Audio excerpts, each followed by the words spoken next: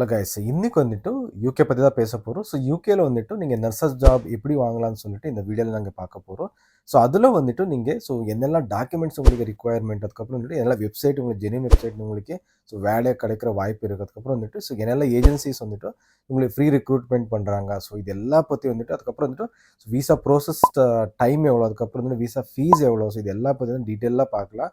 So என்னோட channel புதுசாக பார்க்குறீங்கன்னா ப்ளீஸ் சப்ஸ்கிரைப் பண்ணி பாருங்கள். ஸோ இந்த வீடியோ கடைசி வரைக்கும் பாருங்கள். ஸோ உங்களுக்கு பிடிச்சதா ஒரு லைக் பண்ணுங்கள், இல்லாட்டி டிஸ்லைக் பண்ணுங்கள். சரிங்களா? ஸோ ஃபர்ஸ்ட் வந்துட்டு ஒரு மினிமம் ரிக்குவயர்மெண்ட் என்னன்னா, உங்களுக்கு ஏஜ் வந்துட்டு ஒரு அட்லீஸ்ட் ஒரு 45 இருக்கணும். ஸோ அப்போ தான் வந்துட்டு உங்களுக்கு ஆப்பர்ச்சுனிட்டிஸ் அதிகமாக வரும். சரிங்களா? ஸோ நெக்ஸ்ட் வந்துட்டு எஜுகேஷன் வந்துட்டு நீங்கள் மெயினாக வந்துட்டு நர்சிங் ஃபீல்டில் தான் நீங்கள் எஜுகேஷன் பண்ணியிருக்கணும். ஜிஎன்எம் ஆகட்டும், இல்லாட்டி பிஎஸ்சி நர்சிங் ஆகட்டும், இல்லாட்டி எம்எஸ்சி நர்சிங் ஆகட்டும், இது பண்ணியிருந்தால் ஸோ நீங்கள் எலிஜிபிள் அங்கே போகிறதுக்கு. மொத்த நார்மல் டிகிரி எல்லாம் வந்துட்டு இந்த நர்சஸ் அப்ளை பண்ண முடியாது. சரிங்களா? ஸோ அடுத்தது வந்துட்டு உங்களுக்கு எக்ஸ்பீரியன்ஸ் வந்துட்டு மினிமம் உங்களுக்கு 1 to 2 இயர்ஸ், இல்லாட்டி 2 to 4 இல்லை 5 இயர்ஸ் நல்ல எக்ஸ்பீரியன்ஸ் இருந்தால் உங்களுக்கு ஜாப் கிடைக்கிற ஆப்பர்ச்சுனிட்டி நிறைய இருக்கும் உங்களுக்கு. சரிங்களா? ஸோ நெக்ஸ்ட் வந்துட்டு உங்களுக்கு நர்சிங் ஏதாச்சும் நீங்கள் சர்டிஃபிகேட் வச்சுருக்கீங்க, அதுக்கப்புறம் லைசன்ஸ் ஏதாச்சும் வச்சுருக்கீங்க ஸ்டாஃப் நர்சிங்கோடது, ஸோ அது உங்களுக்கு ப்ளஸ் பாயிண்ட். அது இருந்தால் உங்களுக்கு ஜாப் கிடைக்கிற நிறைய வாய்ப்பு இருக்கும். ஸோ இல்லாட்டி கூட நீங்கள் அப்ளை பண்ணலாம். ஸோ அந்த நர்சிங் லைசன்ஸ் எல்லாம் வந்துட்டு நீங்கள் அங்கே போய் கூட எடுக்கலாம். சரிங்களா? ஸோ இது மினிமம் ரிக்குவயர்மெண்ட் இவ்வளோ தான். ஒரு 2 to 3 இயர்ஸ் எக்ஸ்பீரியன்ஸ் இருக்கணும், 45 இயர்ஸ்க்குள்ளே இருக்கணும். அதுக்கப்புறம் வந்துட்டு ஐஎல்டிஎஸ் மறந்துட்டேன். ஸோ ஐஎல்டிஎஸ் வந்துட்டு உங்களுக்கு மினிமம் 7 பேண்ட்ஸ் கண்டிப்பாக வேணும். ஸோ 4 மாடியூல்ஸில் வந்துட்டு உங்களுக்கு மினிமம் வந்துட்டு 6.5 பேண்ட்ஸும் உங்களுக்கு கண்டிப்பாக இருக்கணும். ஸோ இங்கே பிடி வந்துட்டு நர்சிங் அக்செப்ட் பண்ண மாட்டாங்க. ஸோ அதனால் வந்துட்டு ஓஇடி அக்செப்ட் பண்ணுவாங்க. ஸோ ஓஇடியில் வந்துட்டு நீங்கள் 350 to 400 பாயிண்ட்ஸ் நீங்கள் எடுத்துருக்கணும். ஸோ பிடி வந்துட்டு ஸ்டூடெண்ட் விசா எல்லாம் அக்செப்ட் பண்ணுறாங்க, ஆனால் வந்துட்டு நர்சிங் வந்துட்டு அக்செப்ட் பண்ண மாட்டேங்கிறாங்க. சரிங்களா? ஸோ நெக்ஸ்ட் வந்துட்டு என்னெல்லாம் உங்களுக்கு வெப்சைட்டில் போயிட்டு நீங்கள் அப்ளை பண்ணலான்னு நான் உங்களுக்கு ஃப்ளாஷ் பண்ணுறேன். இல்லாட்டி கூட கீழே லிங்க் தரேன் உங்களுக்கு. ஸோ அதுக்கு முன்னாடி என்ன சொல்லணும்னா, நீங்கள் மெயினாக வந்துட்டு யூகே ஃபார்மேட்டோட சிவி, அதுக்கப்புறம் வந்துட்டு கவர் லெட்டர் நீங்கள் கண்டிப்பாக அது அந்த மாதிரி ஃபார்மேட்டில் மட்டும்தான் நீங்கள் அப்ளை பண்ண முடியும். ஸோ அப்போ தான் உங்களுக்கு ஜாப் கிடைக்கிற வாய்ப்பு இருக்குது. ஸோ இல்லாட்டி என்னென்னா இந்தியன் ஃபார்மேட் வந்துட்டு அக்செப்ட் பண்ண மாட்டாங்க. அங்கே சாஃப்ட்வேர் வச்சுருக்காங்க. ஸோ அதில் வந்துட்டு உங்கள் கீவேர்ட்ஸ் எதுவுமே மேட்ச் ஆகலைன்னா கூட அவங்க உங்கள் ரெஸ்யூமில் வந்துட்டு டிஸ்கார்ட் பண்ணிடும் அந்த சாஃப்ட்வேர் வந்துட்டு. ஸோ அதனால வந்துட்டு மெயின் வந்துட்டு நீங்கள் எந்த வெப்சைட்டில் போய் அப்ளை பண்ணதாலும் அதில் வந்துட்டு அந்த ஜாப் டிஸ்கிரிப்ஷன் என்னெல்லாம் இருக்கோ அதெல்லாம் மேட்ச் ஆகிற மாதிரி வந்துட்டு உங்கள் ரெஸ்யூம், அதுக்கப்புறம் வந்துட்டு கவர் லெட்டர் வந்து ரெடி பண்ணிவிட்டு நீங்கள் அப்ளை பண்ணிக்கோங்க. ஸோ அப்போ தான் வந்துட்டு உங்களுக்கு இன்டர்வியூ கால் நிறைய வரும். ஏன்னா வந்துட்டு நீங்கள் நர்சிங் ஜாப்னால தான் வந்துட்டு அந்தளவுக்கு ஆல்ட்ரேஷன் பண்ணுற தேவையில்லை. ஏன்னா வந்துட்டு நீங்கள் அதே ஃபீல்டில் இருக்கீங்க. ஸோ நீங்கள் அப்ளை பண்ணது அதே அந்த ஜாப் மட்டும்தான். ஸோ அதனால் வந்துட்டு அந்த மாதிரி அவ்வளோ ஆல்ட்ரேஷன்லாம் இருக்காது, கொஞ்சம் ஆல்ட்ரேஷன் இருக்கும். ஸோ அதை பார்த்துட்டு நீங்கள் அப்ளை பண்ணாலே போதும், நிறைய உங்களுக்கு ஜாப் இன்டர்வியூஸ் நிறைய வரும். சரிங்களா? ஸோ அடுத்து வந்துட்டு இந்த ஏஜென்சிஸ் வந்துட்டு நான் அது கூட நீங்கள் ஃப்ளாஷ் பண்ணுறேன். ஸோ கீழே உங்களுக்கு நான் லிங்க் தரேன். ஸோ அதில் போயிட்டு கூட அங்கே நிறைய பேர் ஃப்ரீ ரெக்ரூட்மெண்ட்டே பண்ணுறாங்க. அவங்கக்கிட்ட காசு எதுவுமே வாங்க மாட்டாங்க. ஸோ எல்லாமே ஃப்ரீ ரெக்ரூட்மெண்ட் பண்ணுவாங்க. ஸோ ஏன்னா வந்துட்டு அவங்க வந்துட்டு ஹாஸ்பிட்டலில் வந்துட்டு டைப் வச்சுருப்பாங்க. ஸோ இத்தனை வந்துட்டு நாங்கள் எம்ப்ளாய் கொடுக்குறோம், அவங்களுக்கு இவ்வளோ கமிஷன் இந்த மாதிரி அவங்க பேசி அவங்க பண்ணியிருப்பாங்க. ஸோ அதனால் வந்துட்டு உங்கள்கிட்ட கமிஷன் வாங்க மாட்டாங்க. ஸோ நீங்கள் யாராச்சும் அங்கே காசு கேட்டால் மட்டும் தயவுசெய்து வந்து அப்ளை பண்ணாதீங்க. ஸோ யாரெல்லாம் ஃப்ரீ ரெக்ரூட்மெண்ட் நீங்கள் அப்ரோச் பண்ணுறாங்க, ஸோ அவங்களுக்கு மட்டும் நீங்கள் அப்ளை பண்ணுங்க. ஏன்னா வந்துட்டு யூகேல வந்துட்டு நிறைய வந்துட்டு ஷார்ட் டிமாண்ட்ஸ் இருக்கிற ஜாப் தான் நர்சிங் ஜாப் தான். ஸோ எனக்கு நிறைய பேர் சொல்லியிருந்தாங்க, இந்த யூகேல வந்துட்டு ரொம்ப இந்த ரெண்ட் எல்லாம் ரொம்ப அதிகமாகிட்டு இருக்குது, வேலை கிடைக்க மாட்டேங்குதுன்னு நிறைய பேர் சொல்லிட்டு இருந்தாங்க.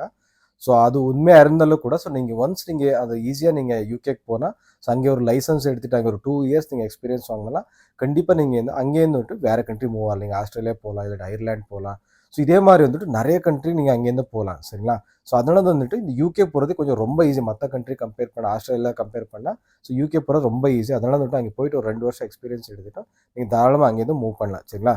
இந்த ஏஜென்சிஸ் எல்லாம் வந்துட்டு நான் ஃப்ளாஷ் பண்ணிட்டு இல்லாட்டி கூட நான் கீழே லிங்க் தரேன். ஸோ அதில் போயிட்டு உங்கள் ரெஸ்யூம் கவர் லெட்டர் வந்து சப்மிட் பண்ணிக்கோங்க. ஸோ நெக்ஸ்ட் வந்துட்டு இதான் வேணும், உங்கள் டாக்குமெண்டேஷன் எல்லாம் வேணும்னா ஸோ அது கூட நான் ஃப்ளாஷ் பண்ணுறேன். ஸோ இல்லாட்டி கூட நான் லீஸ்ட்டு உங்களுக்கு வேணும்னா கீழே டிஸ்கிரிப்ஷன் பாக்ஸில் உங்களுக்கு நான் அதில் கூட நான் மென்ஷன் பண்ணியிருப்பேன். சரிங்களா? ஸோ ஃபஸ்ட்டு வந்துட்டு உங்கள் பாஸ்போர்ட் இருக்கணும். அது ஒரு அட்லீஸ்ட் 6 month இல்லை 1 year வேலிடிட்டி இருக்கணும். சரிங்களா? ஸோ அடுத்து வந்துட்டு இங்கே நர்சிங் ரிஜிஸ்ட்ரேஷன் சர்டிஃபிகேட் நீங்கள் வச்சுருக்கீங்கன்னா, லைசன்ஸ் ஏதாச்சும் உங்கள்கிட்ட இருந்தால் ஸோ அது கூட நீங்கள் டாக்குமெண்டேஷன் நீங்கள் சப்மிட் பண்ணணும் விசா அப்ளை பண்ணும் போதும். சரிங்களா? நெக்ஸ்ட்டு பர்த் சர்டிஃபிகேட் கண்டிப்பாக கேட்பாங்க, பர்த் சர்டிஃபிகேட் வேணும். ஸோ அடுத்து வந்துட்டு பிசிசி போலீஸ் கிளியரன்ஸ் சர்டிஃபிகேட் வேணும். ஸோ நெக்ஸ்ட் வந்துட்டு ஐஎல்டிஎஸ் இல்லாட்டி வந்துட்டு இதுக்கு முன்னாடி சொன்ன மாதிரி ஓஐடி டெஸ்ட் சொன்னாலும் ஸோ அதோட சர்டிஃபிகேட்டு கூட நீங்கள் சப்மிட் பண்ணணும். ஸோ அடுத்து வந்துட்டு டிரான்ஸ்கிரிப்ட், எஜுகேஷன் டாக்குமெண்ட் மற்ற எல்லாமே வேணும் உங்களுக்கு. 10th 12th அதுக்கப்புறம் வந்துட்டு நீங்கள் பிஎஸ்சி நர்சிங் எல்லாம் படிச்சிருக்கீங்க, அதோட எல்லா டாக்குமெண்டேஷனும் கண்டிப்பாக வேணும். சரிங்களா? ஸோ அடுத்து வந்துட்டு ஐடி ப்ரூஃப் வந்துட்டு ஆதார் கார்டு அக்செப்ட் பண்ணுவாங்க. இல்லாட்டி கூட உங்களுக்கு டிரைவிங் லைசன்ஸ் ஏதாச்சும் இருந்தால் கூட அது கூட கண்டிப்பாக அக்செப்ட் பண்ணுவாங்க. சரிங்களா? ஸோ நெக்ஸ்ட் வந்துட்டு இங்கே offer letter. So offer letter வந்துட்டு அந்த ஸ்பான்சர்ஷிப் வச்சுருப்பாங்களா, அவங்கள வந்துட்டு ரெஃபரன்ஸ் நம்பர் இருக்குது. ஸோ அது இருக்கிற மாதிரி வந்துட்டு நீங்கள் கண்டிப்பாக அந்த ரெஃபரன்ஸ் நம்பர் கண்டிப்பாக தேவைங்க. அப்ளை பண்ணும்போது உங்களுக்கு ஆன்லைனில் ஸோ எல்லாமே கேட்கும். அவங்களோட ஸ்பான்சரோடது, ஸோ ரெஃபரன்ஸ் நம்பர், அவங்களது லைசன்ஸோட காப்பி எல்லாமே கேட்கும் உங்களுக்கு. ஸோ நெக்ஸ்ட் வந்துட்டு கான்ட்ராக்ட் லெட்டரில் வந்துட்டு ஸோ இந்த ஆக்குபேஷன் கோடு வந்துட்டு நீங்கள் நோட் பண்ணியிருக்கணும். ஆக்குபேஷன் கோடு கண்டிப்பாக கேட்கும் நீங்கள் அப்ளை பண்ணும்போது.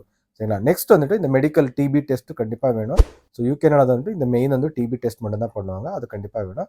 நெக்ஸ்ட் வந்துட்டு இதுக்கு முன்னாடி சொன்ன மாதிரி ஸ்பான்சர்ஷிப் லைசன்ஸ் லெட்டர் நம்பர் கண்டிப்பாக வேணும். ஸோ நாங்கள் ஆன்லைனில் அப்ளை பண்ணுறதுனால தான் ஸோ அதில் வந்துட்டு எல்லாமே வந்துட்டு ஸோ இந்த டாக்குமெண்ட்ஸில் வந்துட்டு இந்த நம்பர்ஸ் மட்டும் தான் கேட்குது. எஸ்பெஷலி வந்துட்டு ஸோ இந்த எம்ப்ளாயரோட வந்துட்டு இந்த லைசன்ஸ் நம்பர் ஆகட்டும், இல்லாட்டி வந்துட்டு இந்த ஸ்பான்சர்ஷிப் ரெஃபரன்ஸ் நம்பர் ஆகட்டும், எல்லாத்தையும் வந்துட்டு ஸோ நம்பர் கேட்கும். அந்த நம்பர் அடித்தாலே அவங்களுக்கு ஸோ அந்த ஸ்பான்சர்ஷிப்போட ஃபுல் டீட்டெயில்ஸ் அவங்களுக்கு தெரியும். அதனால தான் வந்துட்டு அந்த நம்பர் மட்டும்தான் ஸோ அந்த விசா அப்ளை பண்ணும்போது உங்களுக்கு கேட்கும். சரிங்களா?